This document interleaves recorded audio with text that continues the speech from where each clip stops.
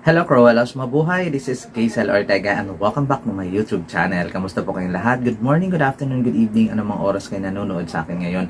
Maraming pong salamat sa mga bago ko dyan subscriber, returning viewers. Thank you so much sa suporta. Sa may hindi pa po dyan nakasubscribe, please subscribe my YouTube channel, Kaisel Ortega, and click the notification bell below para updated kayo when it comes na maglabas ako ng aking mga video. Pasok, intro!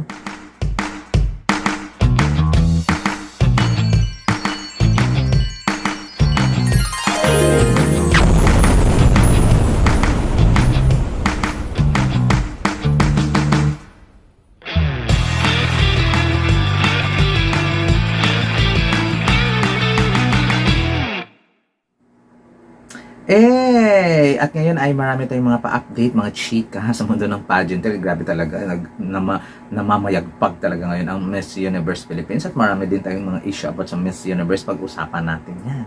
Ngayon bonggang-bongga kasi ang daming mga pa-issue, mga pa-chika, kung ano pang mga chismis. Diba yung mga chismis na lumalaganap ngayon. There you go. Ang ating ang una nating pag-uusapan. Ano ba yung pinagsasabi ko? Ang una nating pag-uusapan ay Emmy Emmerich, ang CEO ng Miss Universe Organization. Wala na sa March 1, effective March 1. Aalis na siya sa Miss Universe Organization. Ano bang nangyari? Talagang, actually, expected ko na yun ang mangyayari kasi nga nagsialisa na sila Ma'am Paul Sugar, nagsialisa na yung ang mga dating sa Miss Universe organization ng mga sa era ng IMG at saka Trump era, nag-alisa na lahat-lahat. Diba? At si Ma'am Emmy Emmerich na lang yung natitira, ang namumukod tangi ng natitira, which is ang CEO nila. So ano na, Diyos ko po, wala pang presidente ngayon ang Miss Universe Organization, nawalan pa ng CEO. Sino na ang magiging CEO? Sino na ang magiging presidente ng Miss Universe Organization? Samantalang eto sa Pilipinas, talagang bentang-benta ang Miss Universe Philippines. Pero yung original organization ay nagkakalabuan. So, grabe, nalungkot naman siya. Nalungkot ako sa pagkawala ni Paul Sugar. Pero yung pagkawala ni Ma'am Emmy Emmerich, na-expect ko. Pero iba pa rin talaga yung lungkot.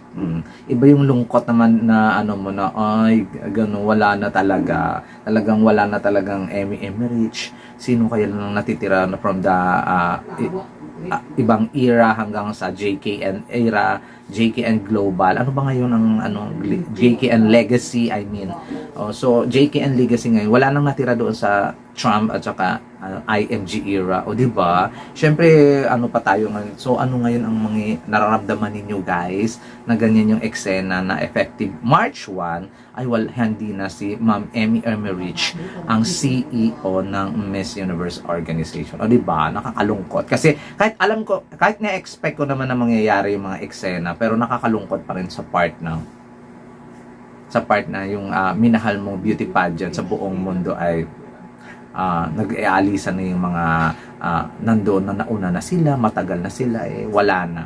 Talagang bagong organization na talaga, as in bagong JKN legacy na talaga ang mangyayari ngayon sa Miss Universe Organization. So, comment down below lang kayo kung anong nararamdaman ninyo about sa pag-resign ni Ma'am Emmy Emmerich dito sa resign ba o retire?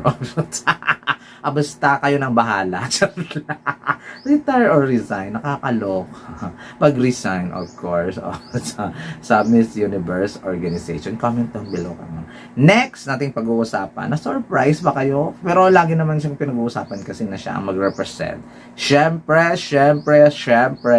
Anita Gomez, ang babaeng hindi kumakain.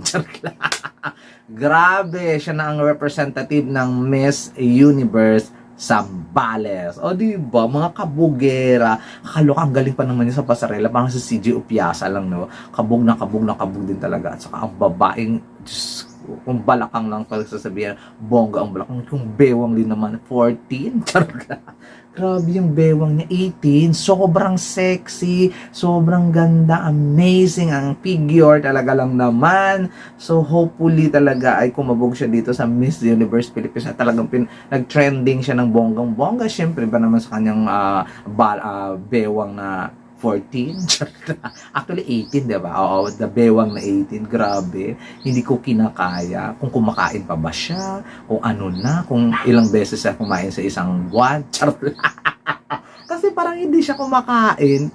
Parang ganun na ang bongga naman ng metabolism niya. Kasi parang hindi siya kumakain sa sobrang liit ng bewang niya. Grabe, kakaloka. Alam mo, yung mag-iisip ka, ilang beses kaya siya kumain sa isang buwan? Si Miss Anita Gomez. Talaga lang naman yung representative every time yung mga Sambales ay ayaw pakabog, mga kabugerag talaga, no? Pero this time, na-announce na nga, so far na siguro na-announce na nila. Inunahan ko na. Kaloka. Miss Anita Gomez is Miss Universe Miss Universe Philippines Sambales 2024. At handa siyang makipagbardagulan dito sa Miss Universe Philippines 2024. Oh my God! Ito na talaga, hindi ko na alam kung anong gagawin ko. Parang sa edisyong ito, 2024, kung 20 yata yung pipiliing semifinalist, lahat sila front runner. Front runner doon sa Corona. O di ba ibang klase yung mga names at yung mga celebrities natin na at mga beauty queens natin na sumasali dito sa Miss Universe Philippines. Merong former Miss Universe, merong former beauty queen, mga international girls, sumali uli, yung mga matatanda na, sumali uli, yung mga lipat bahay, queens, mga baguhan, mga bagong hilatsa, mga bagong sibol ng mga beauty queen ay nandito, nagsama-sama silang lahat. Grabe, ang galakas, ang gagaling. Talagang wala kang itulak-kabigin kung sino ba talaga ang mananalo. O di ba, talagang ang saya lang ng gatinong feeling, no, na lahat na mabanggit mo, ay, pwede siya. Mabanggit mo yung isa, ay, pwede siya. Ay, mabanggit mo yung isa, ay, pwede siya. Tapos, ito pa si Anita Gomez, nakakaloka. Makita mo lang yung bewang, mapapasabi ka talaga, ay, pwede siya. Mapakaganon ka, nakakainis.